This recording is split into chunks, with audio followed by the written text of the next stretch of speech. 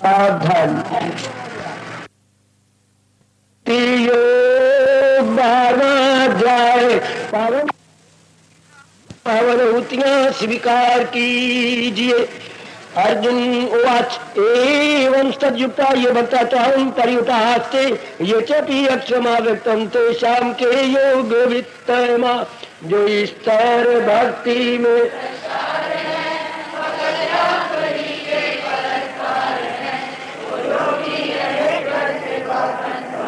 कपिलम ताली के मारियोम श्री भगवान वाच मह्य विस्मय में नित्य युक्ता उपाते श्रद्धा परोपेता ते में युक्त माता वे सुन के भगवान यूं यकीन से जो भक्ति करे मुस्तकिल मुझी से जो अपना लगाते हरिओम ये तो अक्षर तुम परिउपहास्ते सर्वत्र चिंतन से कूटस्थम अक्षरम ध्रुवम मगर वो जो पूजे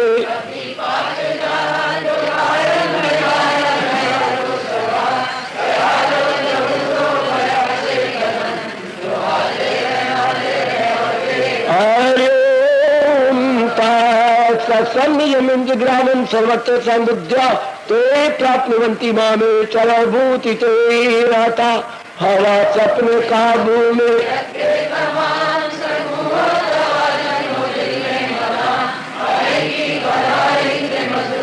मुझी से वात्सल्य महजूर हरिओम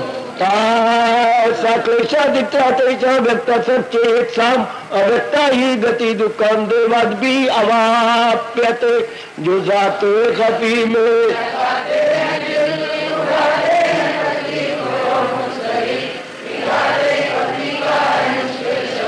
खपी को न समझेंगे वजूद हरिओम ये तो सर्वाणी कर्माणी मई सर्वत से मत परा अनन्य योगेन मां ध्यायन्ता उपास्ते जो अमाल सा मुझ पे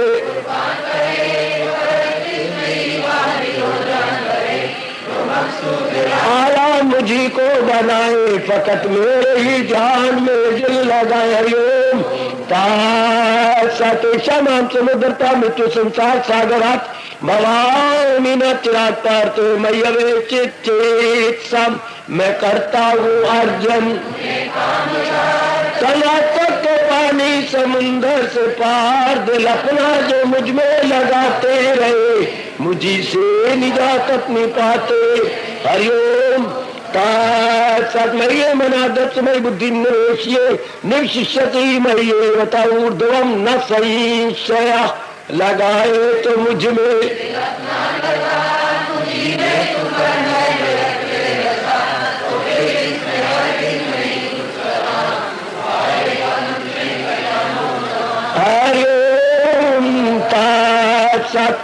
चित्तम समाधा तुम न शक्नोसी मई स्थिरम अभ्यास योगे तथा माम इच्छा तुम धनंजय जो कायम न तुम जाहो जाहो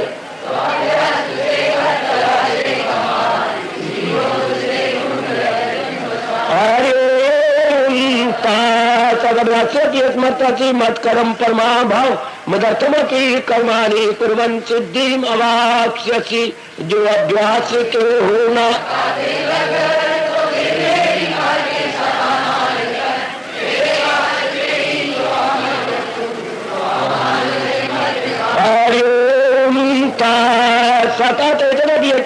कर्तव्योगम आश्रिता सर्व कर्म परित्यागम ता कुरु यथात्मवान रियाजत में भी गाते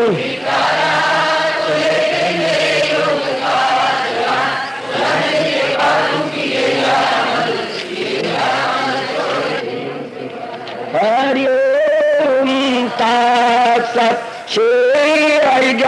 ज्ञान ज्ञान ध्यान विशिष्यते ज्ञानात् कर्म परित्यागा त्याग शांति अनंतरम के अफजल अभ्यास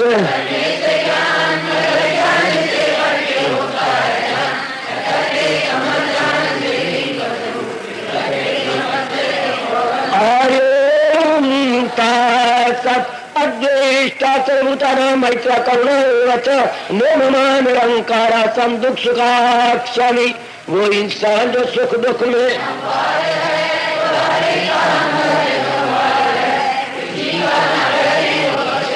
खुद ही से भी दूर और ताल्लुक से दूर हो।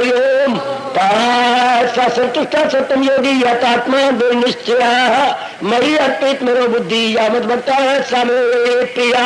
वो योगी जिसे खुद पे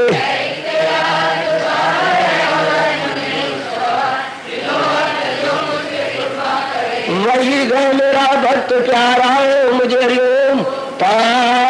यस्मान लोका लोकात्मा उद्विते चय हर चमच भय उद्वेगई मुक्त यश मेरे प्रिया। जो दुनिया को आजार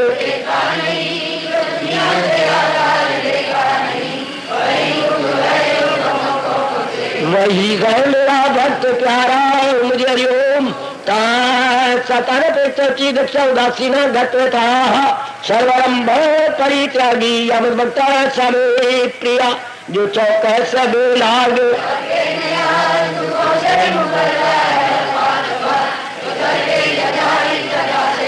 वही है मेरा भक्त प्यारा मुझे ओम। न दृष्टि न श्रुति न कांक्षति शुभ परित्यागी भक्तिमान या समय प्रिया। मुसरत से भी दूर हमेशा जो भक्ति में साधा रहे वही है मेरा भक्त प्यारा मुझे हरिओम। शत्रु च मित्र च मान अपमान्यो शीत उष्ण सुदुख चूष्मा संग विवर्जिता बराबर जिसे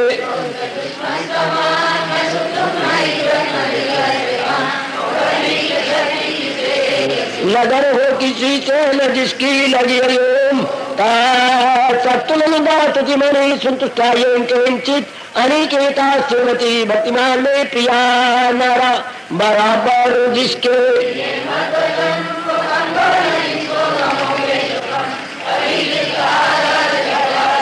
वही है मेरा भक्त प्यारा मुझे हरिओम। धर्म अमृतम इदम यथार्थम परिपास्ते श्रद्धानाम परम भक्ता ते अतीव मे प्रिया। जो करते है कायम ये जो मकसूद आया समझ ले मुझे वही भक्ति है सबसे प्यारे। हरिओम तत्सत हरिओम तत्सत हरिओम तत्सत। प्रभु कृष्ण परमस्तु ईष्टदेव कृष्ण परमस्तु जगत गुरु कृष्ण अर्पणो। लीजिए अपनी पावनोतियां बड़े आदरमान सत्कार पूर्वक ईष्टदेव महाराज जी को समर्पित कीजिए। पावन अपनी हाथों से कृष्णाय वासुदेवाय हरिये परमात्मने नाथ क्लेश नाशाय गोविंदाय नमो नमः गोविंदाय नमो। वसुदेव सुतम देवम कंसानूरमर्दनम देवकी परमानंदम कृष्ण वंदे जगत गुरु कृष्ण वंदे श्री कृष्णा शरणं मम श्री कृष्णा शरणं मम श्री कृष्णा शरणं।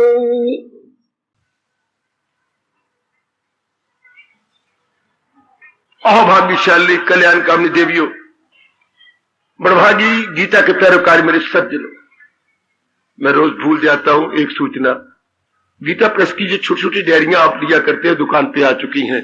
फलस्वरूप ये जो विषय इन दिनों चल रहा है, भगवान आपके मन पर विशेष प्रभाव डाले, यही मेरी आंतरिक इच्छा है। प्रभु पूरी कर रहे होंगे और भी करें।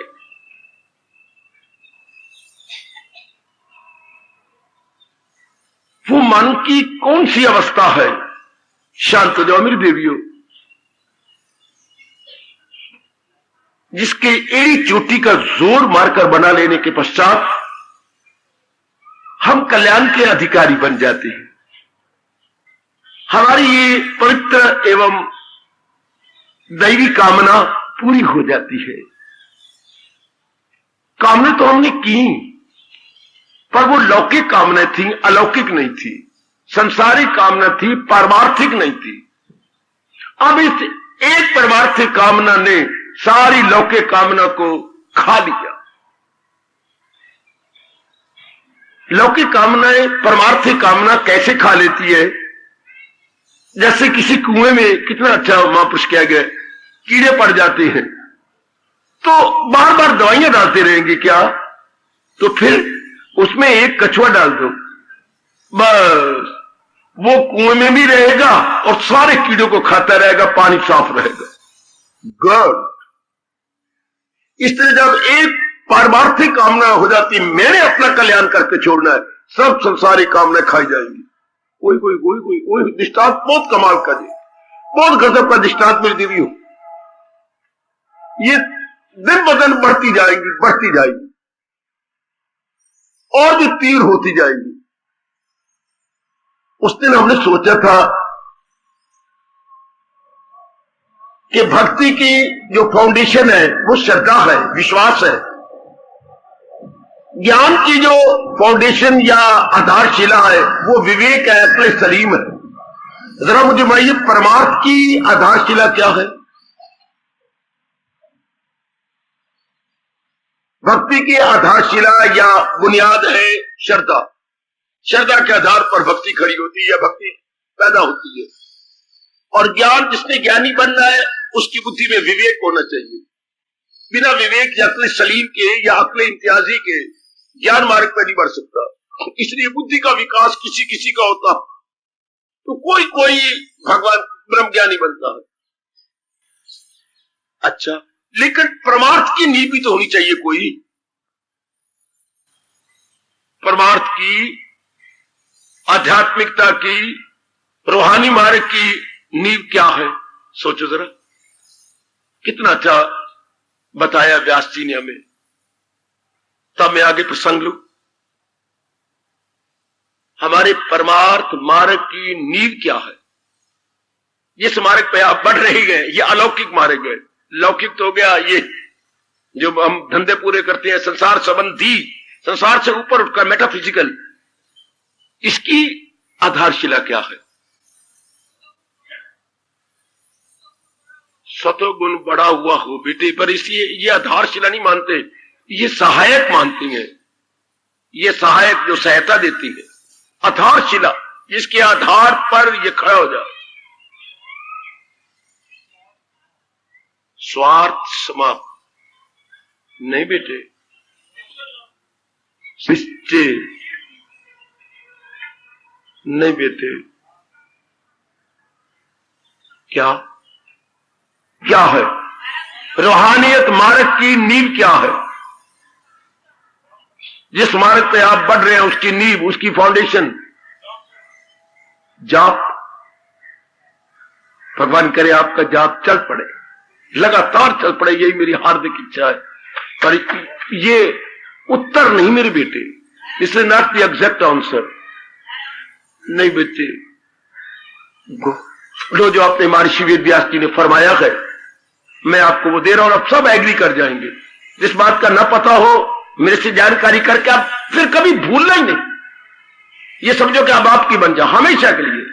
परमार्थ की नींव, अच्छा, धार्मिक मार्ग की नींव यानी आधारशिला, यानी बुनियाद। अपने मन को समझाना, जैसे भक्ति की बुनियाद श्रद्धा है, ज्ञान की बुनियाद विवेक है, इस तरह भक्ति की बुनियाद ना मेरे बेटे ना।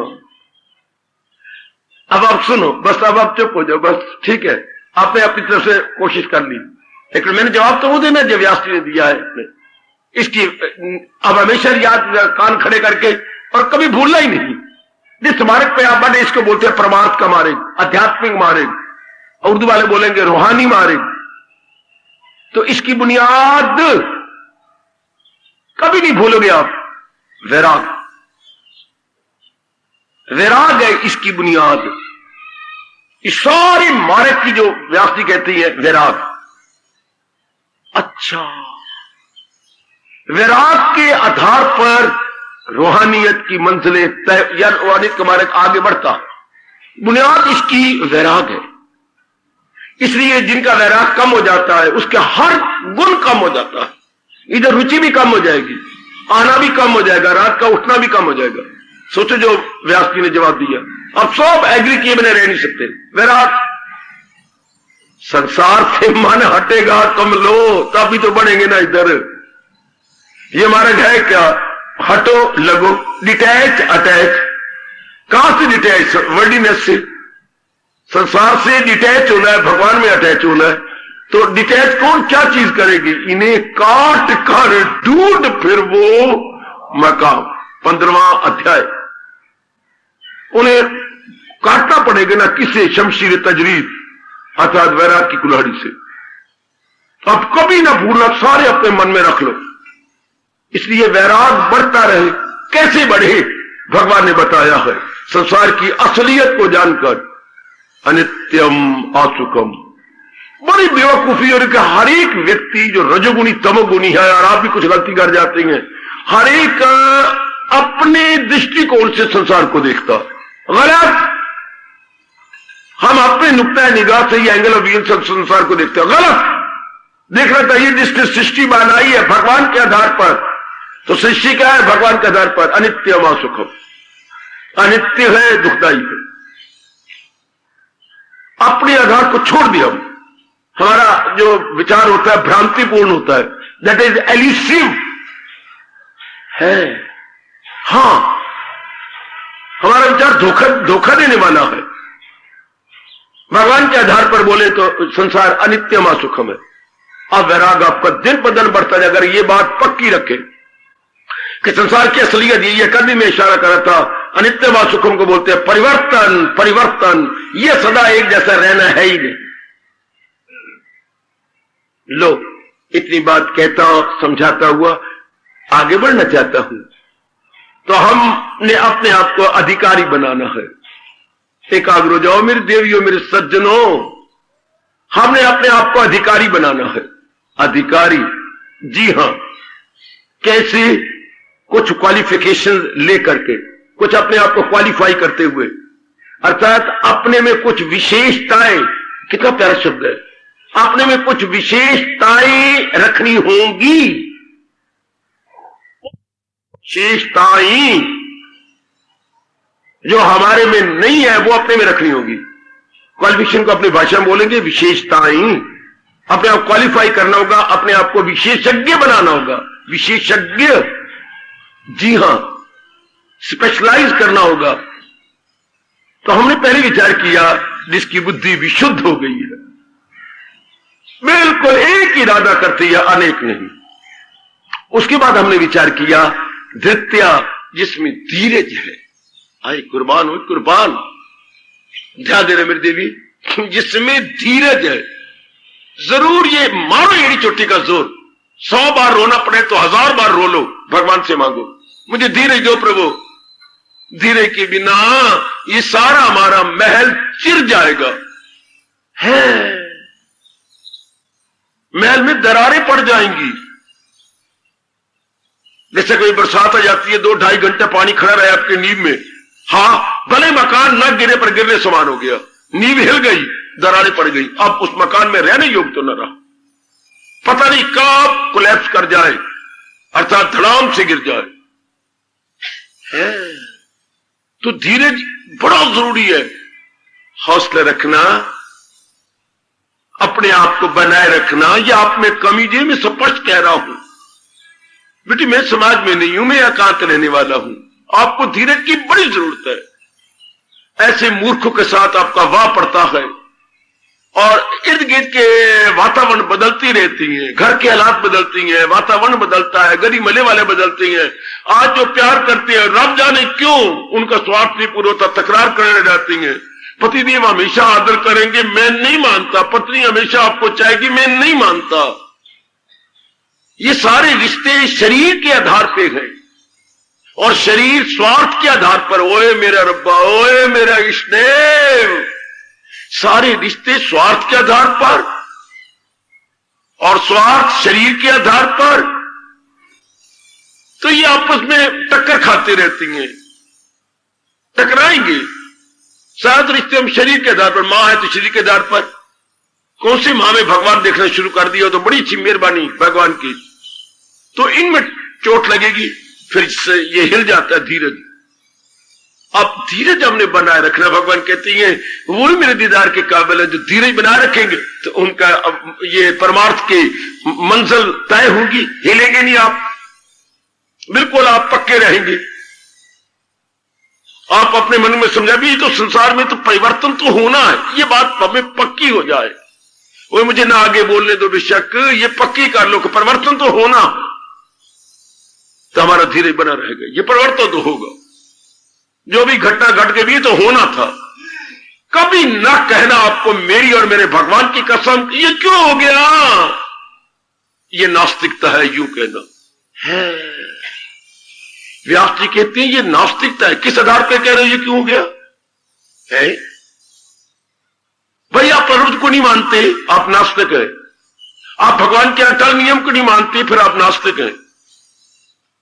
वाह, ऐसा क्यों हो गया? क्यों ना होता?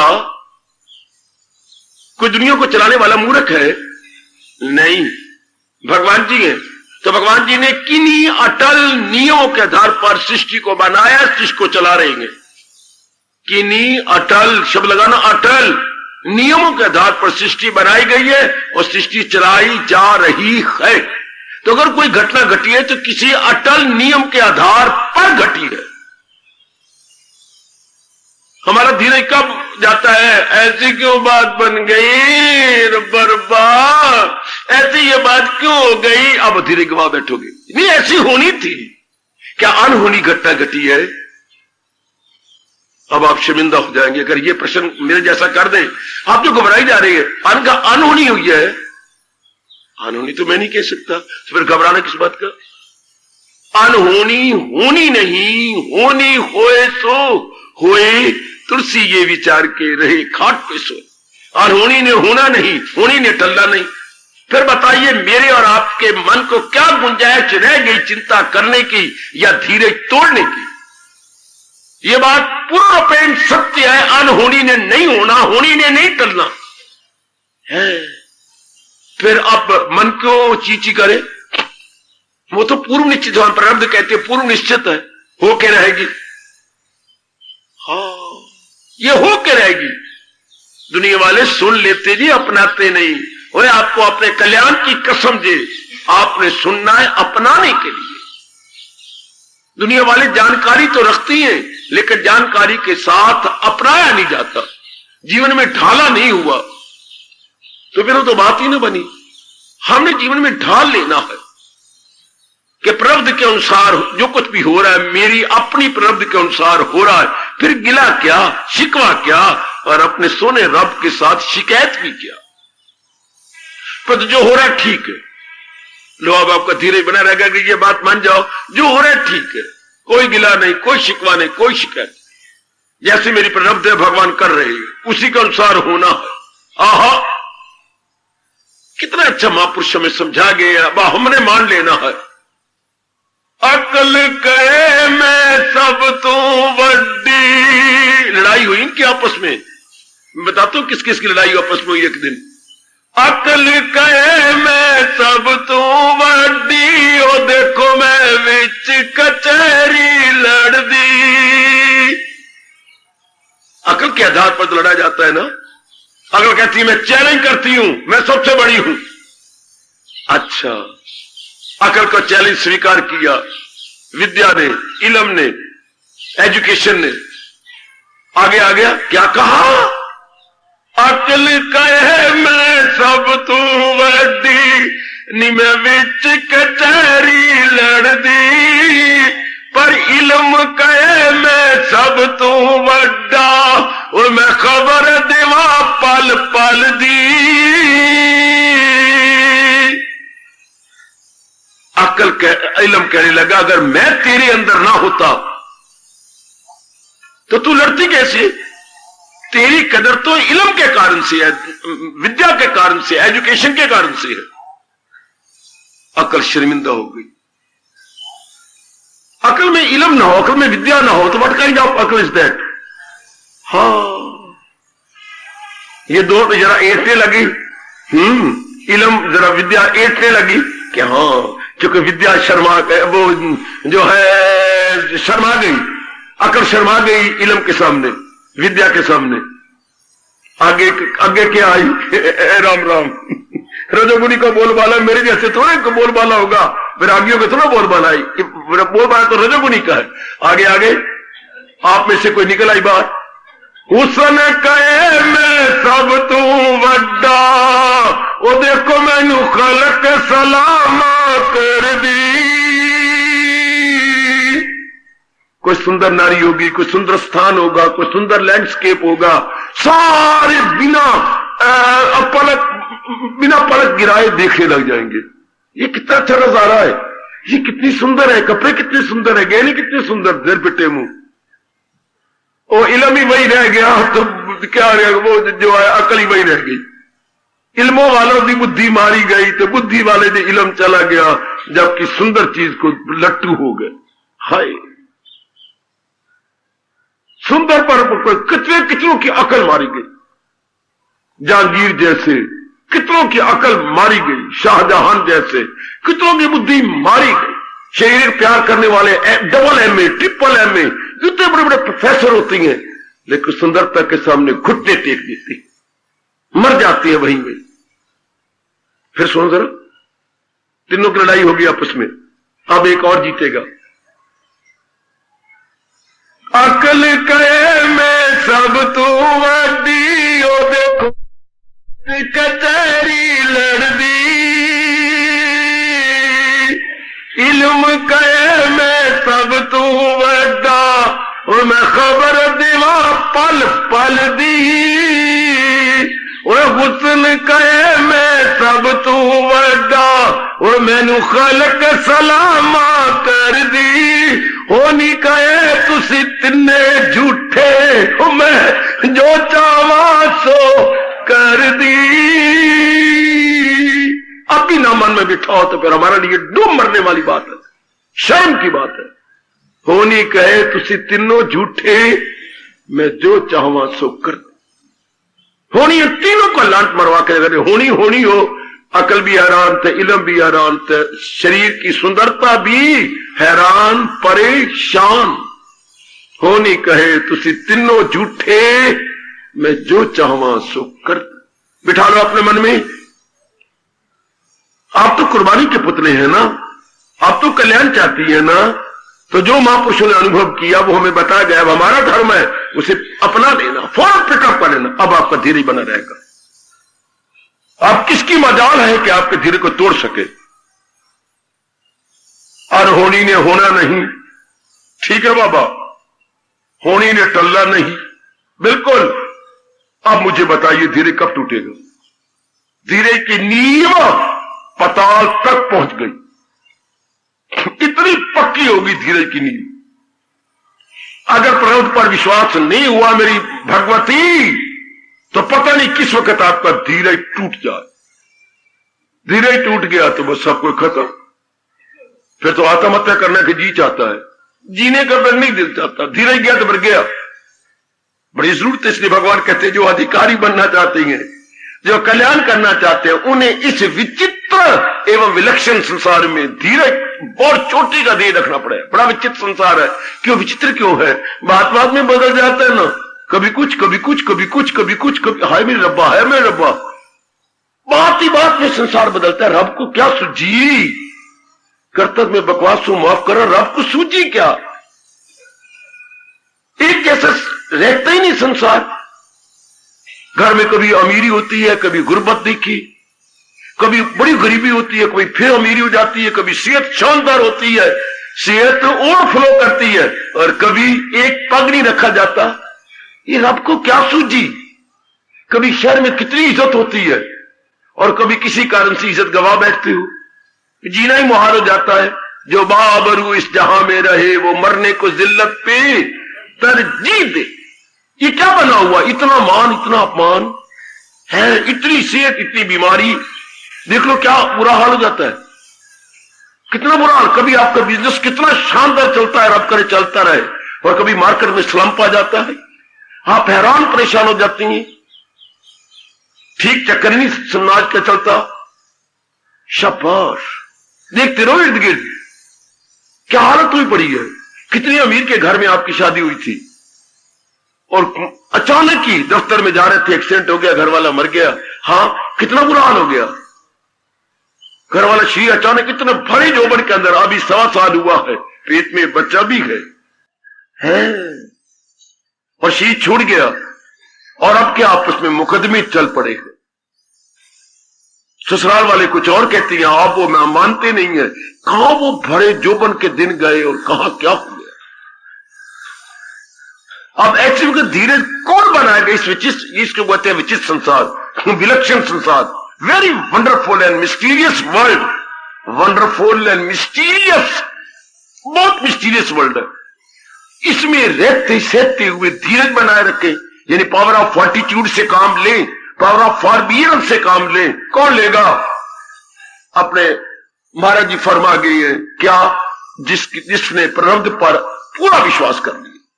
प्रारब्ध का मतलब अनहोनी होनी नहीं, होनी होए सो, अनहोनी ने नहीं होना, जिस बात ने नहीं होना नहीं होना, और जिसने होना नहीं टलना। मेरी बेटी स्वीकार कर लो, जो कुछ संसार में होता रहे, होना तो हमारे प्रारब्ध के अनुसार है। हमारा मन पहले पक्का हो जाएगा, हमारा मन धीरे रख लेगी तो होना था, ये तो बनना था। शाबाश, ये बात तो होनी है। शाबाश, मान लो, अभी मान लो, क्योंकि हम अधिकारी बनना चाहते हैं, हम कल्याण करना चाहते हैं अपना, तो भगवान जी ने यह प्रसंग चलाया 18वें अध्याय के 51 श्लोक से कि जो कल्याण करना चाहते हैं वो अपने अंतःकरण में ये विशेषताएं लाएं। पहले बुद्धि को साफ करें, सुथरा करें, हाँ विवेकी नहीं बना ले, जो आगे यानी एक ही इरादा रख ले कि मैंने भक्ति कमानी, जितनी मेरी आयु रह गई है। उसके बाद धीरे ही रखे आप।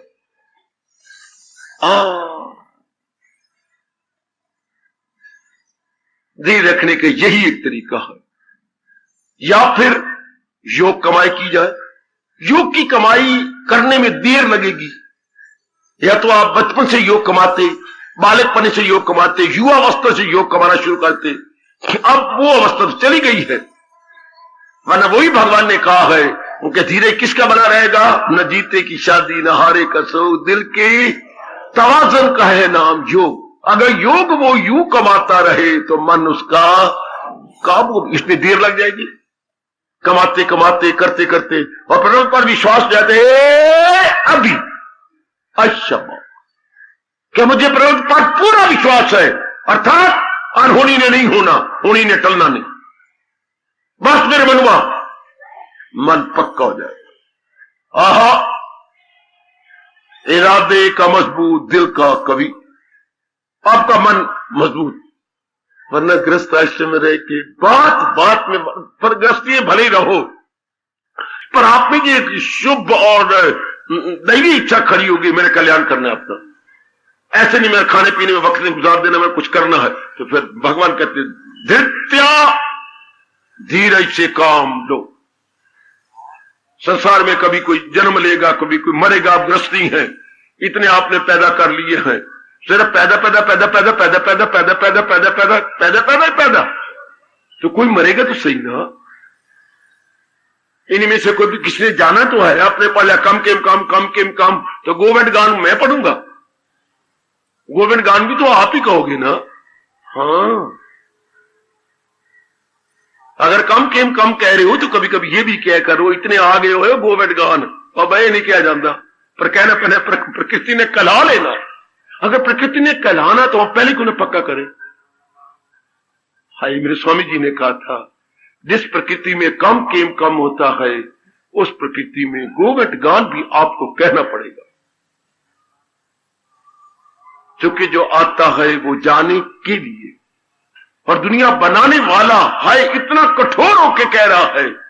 अगर रब्बा यही कहना था तो फिर सृष्टि को बनाई।